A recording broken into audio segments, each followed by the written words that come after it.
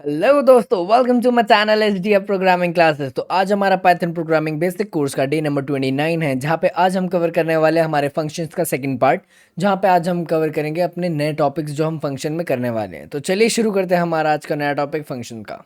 तो आज जो हम कवर करने जा रहे हैं वो होगा हमारा डिफ़ॉल्ट पैरामीटर वैल्यू। अब डिफ़ॉल्ट पैरामीटर वैल्यू हमारे इसके अंदर फंक्शंस के अंदर किस तरीके से काम करता है। If we call the function without argument, it uses the default value.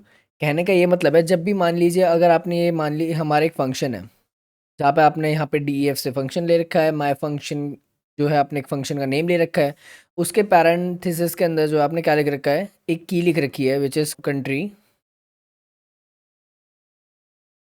और उसके बाद है ना आपने इसको एक वैल्यू दे रखी है विच इज़ नॉर्वे। अब यहाँ पे डिफरेंस क्या है, आपने इसको पहले ही एक की और एक वैल्यू जो है असाइन कर दी है। तो ये क्या हो जाएगा, अगर मान लीजिए अगर आपका ये वाला जैसे आप यहाँ पे चेक करेंगे नीचे, जब आप इसको कॉल कर रहे हैं तो कॉल में पहले क्या दे दिया आपने, माय फंक्शन स्वीडन। तो ये क्या करेगा, हमारी इस वैल्यू को जो है ओवर कर देगा। मीन्स इसके अंदर हमारी कंट्री के अंदर जो है स्वीडन जो है हमारा स्टोर हो जाएगा।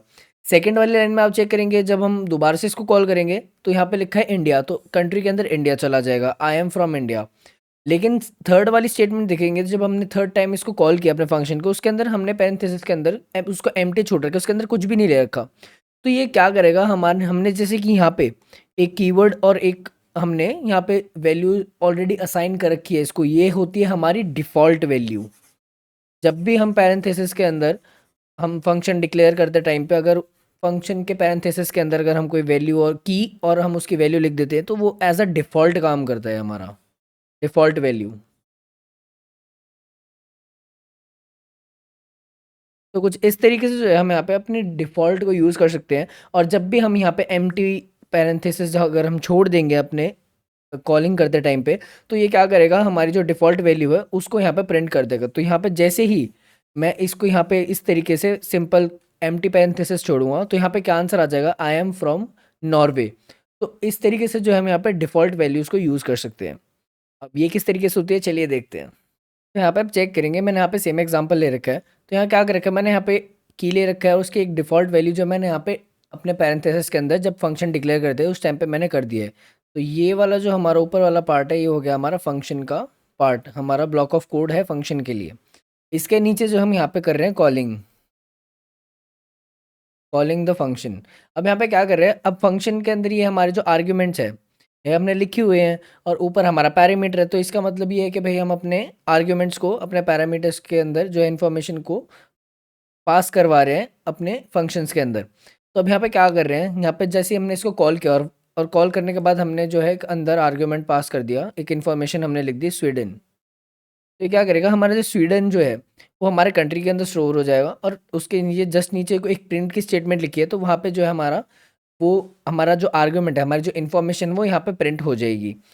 तो किस तरीके से यहाँ पे आंसर आएगा, सबसे पहले वाला आएगा हमारे पहले कॉलिंग जो थी हमारी, जिसके अंदर हमने इन्फॉर्मेशन जो आर्ग्यूमेंट हमने स्वीडन लिखा है, तो नीचे आंसर आ जाएगा आई एम फ्रॉम स्वीडन।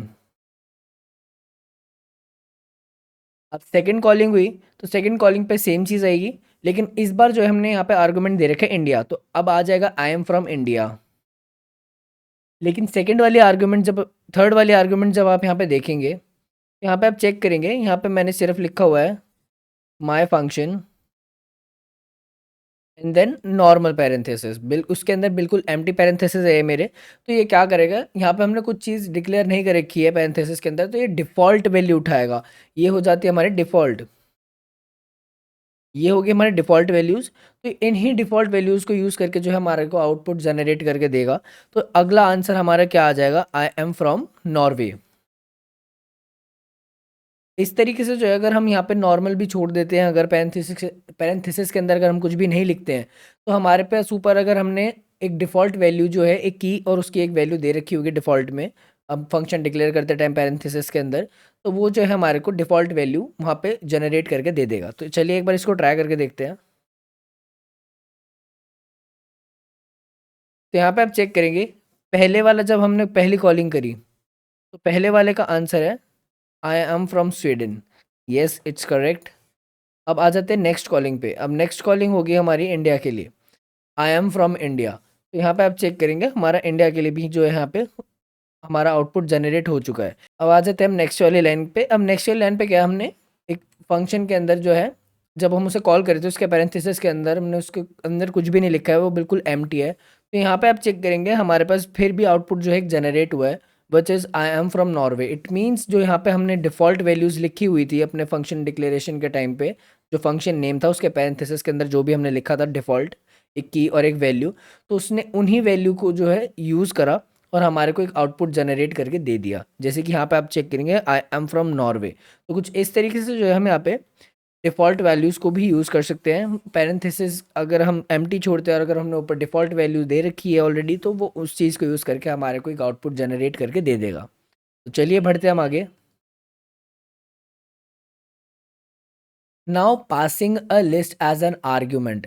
अब यहाँ पे ये चीज़ किस तरीके से काम करेगा, आप इसके अंदर चाहे तो ले जितने भी हमारे 4 डाटा टाइप्स होते हैं, जैसे कि इनबिल्ट डाटा टाइप्स, जैसे कि आप लिस्ट ले लीजिए, डिक्शनरी ले लीजिए, स्ट्रिंग ले लीजिए, टपल ले लीजिए, या और भी जितने भी हमारे डाटा टाइप्स हैं, अगर उन चीज़ों को आप अगर इसके थ्रू पास करवाना चाहते हैं फंक्शंस के अंदर, तो वो भी आप इजीली कर सकते हैं। अब वो किस तरीके से, जैसे कि आप यहाँ पे चेक करेंगे, यहाँ पे मैंने एक फंक्शन बनाया और फंक्शन के अंदर मैंने एक कोड लिखा है विच इज़ फॉर लूप। अब ये किस तरीके से है, मैंने यहाँ पे डाटा मैंने देखा है कि हाँ भाई मेरा एक डाटा जो है एक लिस्ट की फॉर्म के अंदर है, तो मैंने वहाँ पे एक लूप चला दिया ताकि सारा का सारा डाटा जो है उसमें प्रिंट हो जाए। अब हम एक लिस्ट को, जो ये हमारी ये टपल है, लिस्ट है या डिक्शनरी है, अब उसको किस तरीके से हम इसके अंदर पास करवाएंगे, अब उसका तरीका क्या है, जैसे कि आप देखेंगे यहाँ पे मैंने पहले तो फंक्शन लिखा, फंक्शन नेम, और ब्रैकेट्स के अंदर मैंने एक पैरामीटर जो है पास करवाया विच इज़ फूड। अब ये फूड जो है हमारा एक पैरामीटर है, और जस्ट उसके नीचे मैंने कोड लिखा है फॉर लूप के लिए, for x in food. For x in food के अब मैंने चला दिया, नीचे लिख दिया प्रिंट एक्स।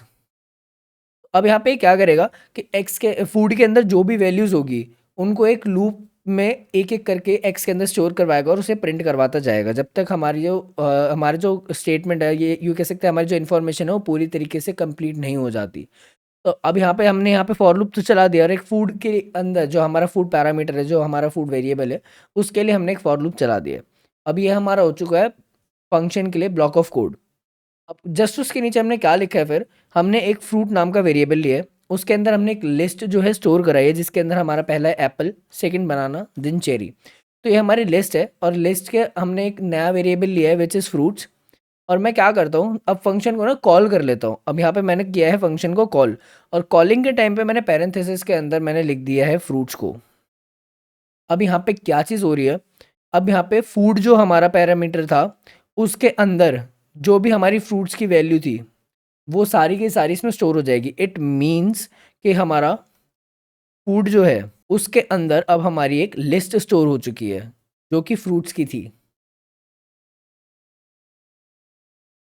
तो अब यहाँ पे जैसे हमने फंक्शन को कॉल किया तो कॉलिंग के टाइम पे क्या हुआ, यहाँ पे जो भी हमने हमारी वैल्यू थी फ्रूट्स के अंदर की, वो सारी की सारी जाके स्टोर हो चुकी है हमारी फूड के अंदर, जो हमारा पैरामीटर जो हमने पास करवाया था अपने फंक्शन को डिक्लेयर करते टाइम, तो उसके अंदर सारी की सारी वैल्यूज चली गई अब हमारी फ्रूट्स की। अब यहाँ पे जस्ट उसके नीचे जैसे कंपाइलर हमारे फंक्शन के अंदर एंटर करेगा, उसके बाद उसने जब हमने डिक्लेयर कर दिया फंक्शन का नेम, उसके बाद जब वो कोड पढ़ेगा वो चेक करेगा कि यहाँ पे हमने एक फॉर लूप चला रखा है फॉर एक्स इन फूड, वो भी फूड के लिए। अब फूड के अंदर जो है हमारी एक लिस्ट स्टोर हो चुकी है जब हमने उसे कॉल किया था, और पैरेंथेसिस के अंदर हमने फ्रूट्स लिखा था, तो फ्रूट्स की सारी वैल्यू स्टोर होगी फूड के अंदर। अब फूड के अंदर अब आ चुकी है हमारी लिस्ट। अब हमने क्या कर रखा है, हमारा जो फूड है उसके लिए हमने एक फॉर लूप चला रखा है अपने फंक्शन के अंदर। तो अब चलेगा यहाँ पे फॉर लूप। अब जैसे ही फॉर लूप चलेगा यहाँ पे लिखा है फॉर एक्स इन फूड। तो अब ये क्या करेगा, एक्स के अंदर हमारा जो फूड है उसके लिस्ट की सबसे पहली वैल्यू जो है एक्स के अंदर स्टोर कर देगा विच इज एप्पल। अब नीचे वाले कोड पे देखेगा प्रिंट एक्स, तो अब प्रिंट हो जाएगा हमारा एक्स जो कि सबसे पहली वैल्यू होगी हमारी एप्पल। फिर नेक्स्ट वाले ये लूप चलेगा, फिर नेक्स्ट वैल्यू पे जाएगा बनाना, बनाना जो है हमारा फूड में से उठा लेगा ये, और वो करा देगा दोबारा से एक्स के अंदर स्टोर, और एक्स के अंदर स्टोर हो गया बनाना। अब बनाना स्टोर हो चुका है, नेक्स्ट लाइन में जाएगा प्रिंट। तो इस तरीके से जो है अपनी लिस्ट को हम अपने फंक्शंस के अंदर पास करवा सकते हैं और उसको प्रिंट करवा सकते हैं। तो चलिए एक बार इसको ट्राई करके देखते हैं। तो यहाँ पे आप चेक करेंगे मैंने यहाँ पे सेम टू सेम एग्जांपल ले रखा है। तो चलिए अब हम इसको एक बार रन करके देखते हैं कि क्या आउटपुट जो हमारा जनरेट होता है। तो यहाँ पे आप चेक करेंगे हमारे पास जो है हमारी पूरी की पूरी लिस्ट जो है यहाँ पे प्रिंट हो चुकी है। जैसे हमने यहाँ पे फंक्शन को कॉल किया, हमारे जो हमने एक नया वेरिएबल के अंदर एक हमने लिस्ट स्टोर करा रखी थी। कॉल करने के बाद जो हमारा आर्गुमेंट है हमारा, वो यहाँ पे चला गया हमारे पैरामीटर के पास। पैरामीटर के अंदर जो भी हमारी वैल्यू थी जो हमने पास कर, जब हमने कॉलिंग के टाइम पे उस चीज़ को आर्गुमेंट को पास करवाया, तो वो जाके स्टोर हो चुके हैं हमारे पैरामीटर के अंदर। अब पैरामीटर के अंदर स्टोर होने के बाद जब नेक्स्ट लाइन को वो एग्जीक्यूट करवाएगा हमारे फंक्शन के अंदर की, जो कि हमारा देखेगा कि वो फॉर लूप है और हमारा पैरामीटर्स के लिए, जो कि हमारे एक वेरिएबल है। तो यहाँ पे हमारा जो पैरामीटर है उसके लिए चलेगा एक फॉर लूप चलेगा। फूड के अंदर हो चुका है लिस्ट स्टोर। अब लिस्ट स्टोर होने के बाद क्या करेगा, एक एक वैल्यू जो है हमारे लिस्ट की उठाएगा, एक्स में स्टोर करेगा और वो उस चीज़ को यहाँ प्रिंट करवा देगा। तो जैसे कि आप देखेंगे पहले पे था हमारा एप्पल, सेकंड पे बनाना, फिर चेरी। तो कुछ इस तरीके से जो है हमने यहाँ पे अपनी लिस्ट को जो है अपने फंक्शंस के अंदर पास करवा दिया है। तो चलिए बढ़ते हैं हम आगे। तो अब हम आ जाते हैं हमारा रिटर्निंग वैल्यू। अब रिटर्निंग वैल्यू यहाँ पे किस तरीके से काम करता है। अब रिटर्न का बेसिकली यहाँ काम होता है, जो भी हमारी आर्ग्यूमेंट के बाद जो भी हमारा स्टेटमेंट है या कंडीशन जो एग्जीक्यूट होती है और उसके आगे अगर रिटर्न लिखा हुआ है, तो यहाँ पे एग्जीक्यूशन के बाद जो भी हमने यहाँ कंडीशन या स्टेटमेंट लिखी है उसकी एग्जीक्यूशन के बाद जो भी रिजल्ट आता है उसको ये वापस से जहाँ से भी ये चीज़ कॉल हुई है वहाँ पे उस वैल्यू को भेज देगा और फिर वो बाकी की जो एग्जीक्यूशन है वो एग्जीक्यूट हो जाएगी। फॉर एग्जाम्पल यहाँ पे आप चेक करेंगे, यहाँ पे मैंने क्या एग्जांपल ले रखा है। पहले तो यहाँ पे मैंने फंक्शन लिखा हुआ है, फंक्शन लिखने के बाद यहाँ पे मैंने पैरामीटर में एक्स ले रखा है और नेक्स्ट लाइन में मैंने क्या लिख रखा है, रिटर्न 5 मल्टीप्लाई एक्स। तो यहाँ पे क्या होगा, यहाँ पे जो भी मैं अगर कॉल करते टाइम पे पैरेंथेसिस के अंदर जो भी आर्ग्यूमेंट पास करवाऊंगा वो चली जाएगी एक्स के अंदर, और एक्स के अंदर जाने के बाद नेक्स्ट लाइन में जो रिटर्न के बाद मैंने कंडीशन लिखी हुई है वो एग्जीक्यूट होगी और जो भी रिजल्ट आएगा, रिजल्ट वापस चला जाएगा जहाँ से भी हमने इस चीज़ को कॉल किया है वहाँ पे वापस चला जाएगा। और यहाँ पे जैसे कि आपने देखा प्रिंट के अंदर मैंने उस चीज़ को कॉल किया है, तो यहाँ पे जो है हमारा रिजल्ट जो है प्रिंट हो जाएगा। अब वो किस तरीके से, चलिए देखते हैं। यहाँ पे मैंने कॉल किया है सबसे पहले अपने फंक्शन को, पहले कॉल किया है और उसके अंदर एक आर्गुमेंट पास किया है विच इज़ 3। यहाँ पे मैंने 3 वैल्यू दे दी है। अब यहाँ पे क्या करेगा, वापस से जो है हमारा ये वैल्यू जो है पैरामीटर के पास चली जाएगी। अब एक्स के अंदर क्या स्टोर हो चुका है, 3। अब 3x के अंदर स्टोर हो चुका है। अब नेक्स्ट लाइन पे वो जाएगा, मैंने लिख रखा है रिटर्न 5 मल्टीप्लाई एक्स। अब क्या है, x के अंदर वैल्यू आ चुकी है 3, तो x अपडेट होके हो जाएगा 3। तो अब क्या आंसर आने वाला है यहाँ पे, 5 मल्टीप्लाई 3 विच इज़ 15। अब आ चुका है यहाँ पे 15। अब रिटर्न 15 विच मीन्स कि जहाँ से भी हमने कॉलिंग करी है इस रिजल्ट को वापस से वहीं पर भेज दो जहाँ से इसको कॉल किया गया है। अब ये यहाँ पे से 15 उठ के चला जाएगा वापस से जहाँ पे ये कॉल किया है। और यहाँ पे मैंने लिख रखी है प्रिंट की स्टेटमेंट। अब प्रिंट की स्टेटमेंट लिखने के बाद प्रिंट, अब यहाँ पे चला जाएगा 15, क्योंकि ये वापस से वैल्यू जो है जहाँ से हमने कॉल किया है वहाँ पे वापस चली जाएगी। अब प्रिंट 15 होने के बाद हमारे पास आंसर आ जाएगा 15। इस तरीके से बाकी की कोड्स जो है एग्जीक्यूट होंगे। तो चलिए एक बार करके देखते हैं। तो यहाँ पे आप चेक करेंगे मैंने same as it is example ले रखा है। इसके अंदर मैंने वही चीज़ लिखी है जैसे आपको मैंने अभी अभी समझाई थी कि यहाँ पे मैंने फंक्शन को कॉल किया है, यहाँ से जो हमारा आर्ग्यूमेंट चला जाएगा ऊपर हमारे पैरामीटर के अंदर, एक्स के अंदर आ चुकी है वैल्यू 3, जस्ट उसके नीचे देखेगा return 5 multiply x which is 15 हो जाएगा हमारा आंसर, क्योंकि 5 मल्टीप्लाई 3 इज़ 15। और जो भी हमारी ये वैल्यू आने वाली है रिजल्ट, वो वापस से चला जाएगा जहाँ से भी हमने इसको कॉल किया है। और कॉलिंग के टाइम में मैंने क्या लिख रखा है, प्रिंट, और फिर यहाँ से फंक्शन को कॉल किया था तो फंक्शन का रिजल्ट जो भी आया है हमारा कॉलिंग करने के बाद जो एग्जीक्यूट हुआ है हमारा कंडीशन, उसके बाद जो वैल्यू है वो वापस चली जाएगी जहाँ से हमने इसको कॉल किया है। और यहाँ प्रिंट की स्टेटमेंट पे आ जाएगा 15, तो हमारा आंसर आ जाएगा 15। तो चलिए एक बार इसको करके देखते हैं।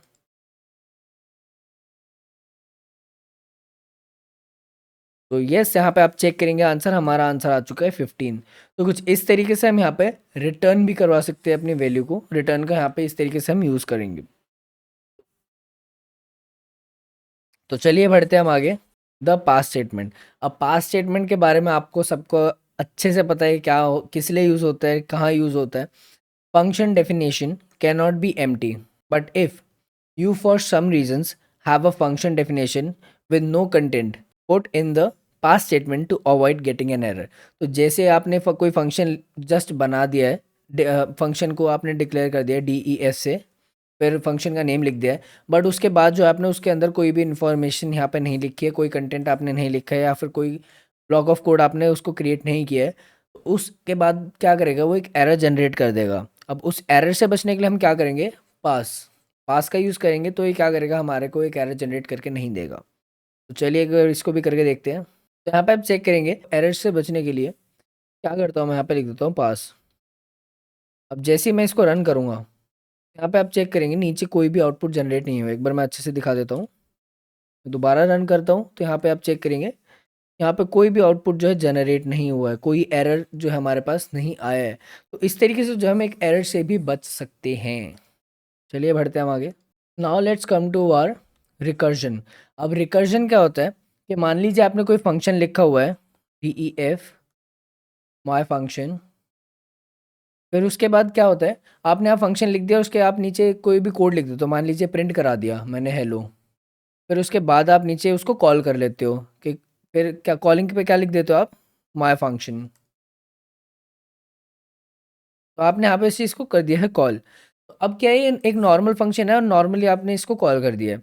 अब रिकर्जन क्या होता है कि फंक्शन के अंदर ही वो अपने आप को कॉल करता है, calling itself, function calling itself. वो किस तरीके से मैं आपको बताता हूँ।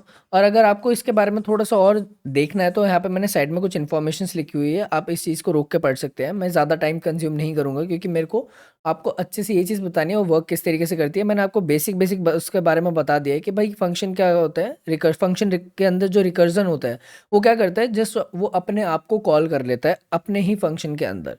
वो किस तरीके से, चलिए देखते हैं। यहाँ पे आप चेक करेंगे, मैंने एक फंक्शन ले रखा है, उसके अंदर मैंने यहाँ पे पूरा का पूरा हमारा ब्लॉक ऑफ कोड है। यहाँ पे हम किस तरीके से जो है हमारा रिकर्जन परफॉर्म हो रहा है वो यहाँ पे आपको दिखाते हैं। तो चलिए एक एक करके देखते हैं। तो यहाँ पे जो है मैंने फंक्शन डिक्लेयर कर दिया, एक फंक्शन बना दिया है मैंने। उसके अंदर मैंने लिखा है function name which is try recursion, और उसके अंदर एक पैरामीटर जो है मैंने के यहाँ पे पास कर दिया है। उसके जस्ट नीचे क्या लिखता हूँ मैं, एक कंडीशन लिख देता हूँ, if K is greater than zero, then जो हमारा नीचे वाला जो कोड है वो एग्जीक्यूट हो जाएगा, which is result is equal to K plus try recursion K minus one. ये होता है हमारा रिकर्सिव कोड। इस तरीके से जो है हम फंक्शन के अंदर उसको वापस से कॉल कर सकते हैं। इस तरीके से हम रिकर्जन जो है परफॉर्म करेंगे। इसको मैं आपको समझाता हूँ, आगे का देखते हैं एक बार।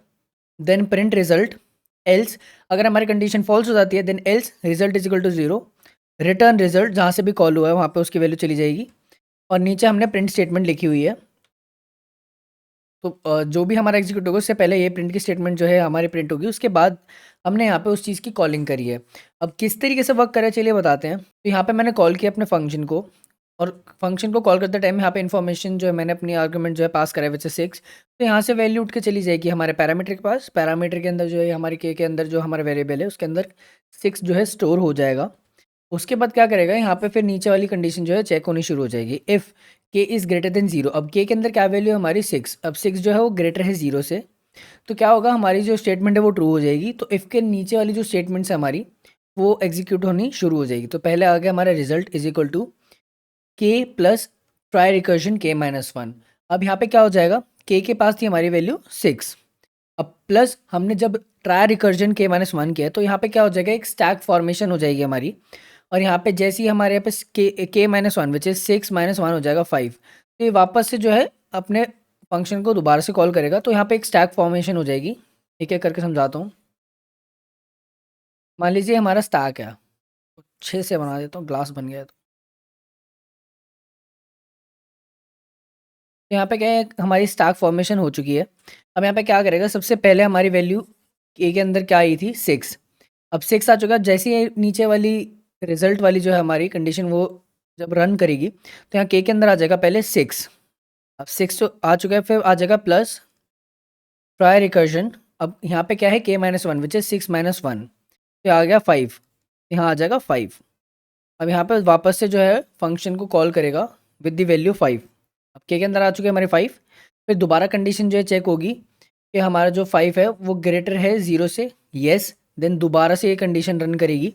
अब की बार आ जाएगा 5 plus try recursion 4 which is के माइनस वन, 4 आ चुका है। अब ये कंडीशन जब तक जो है रन करती रहेगी, जब तक हमारी ये कंडीशन जो है फॉल्स नहीं हो जाती।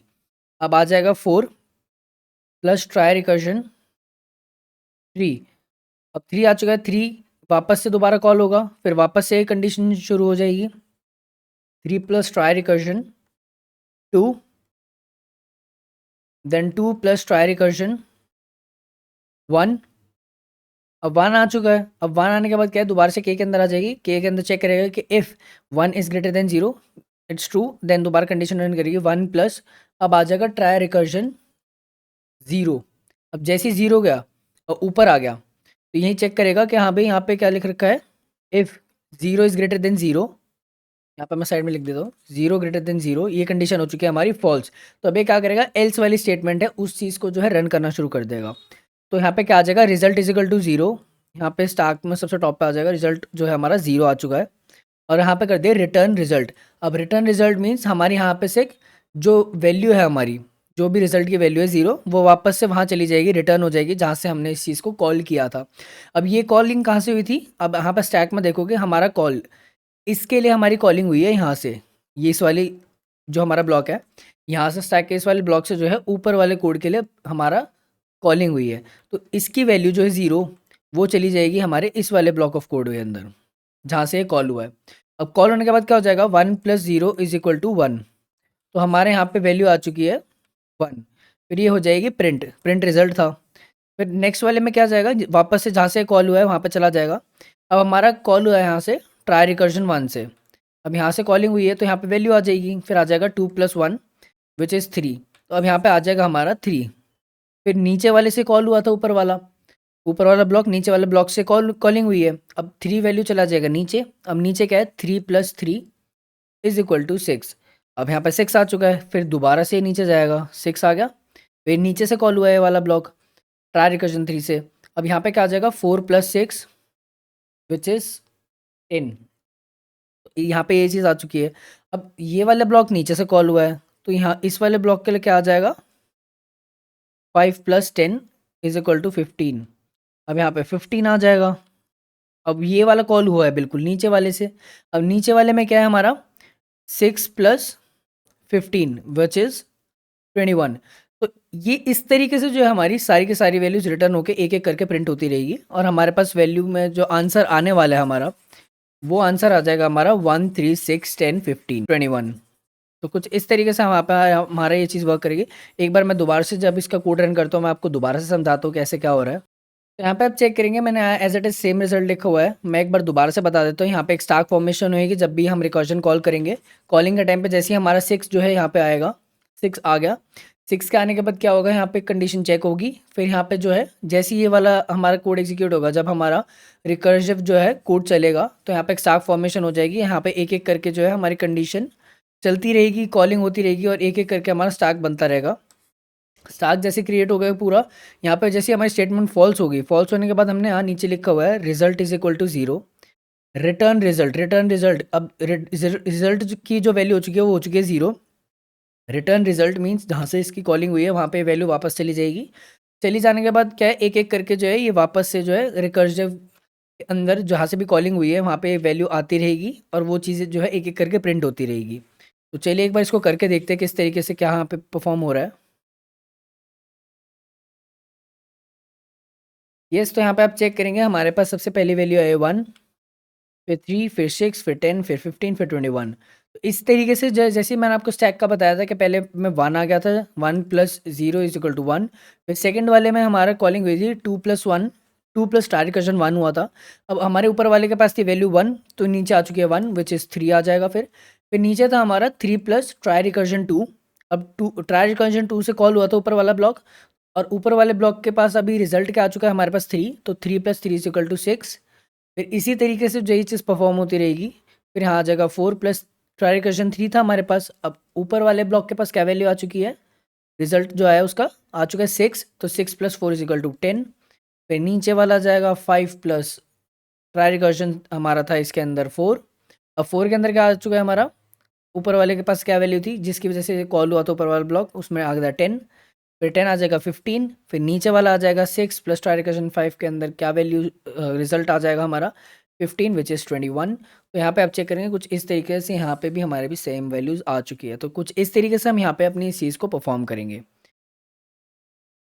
तो आज के लिए हमारा इतना काफ़ी है, हम इस चीज़ को पढ़ेंगे और भी ज़्यादा आगे, क्योंकि आगे हम करने वाले हैं हमारा पोजीशन 1 आर्गुमेंट और हमारा कीवर्ड आर्गुमेंट। वो किस तरीके से होते हैं, हम उसके मैं एक 5 से 10 मिनट की वीडियो बनाऊँगा, बहुत छोटी होगी हमारे फंक्शंस के लिए।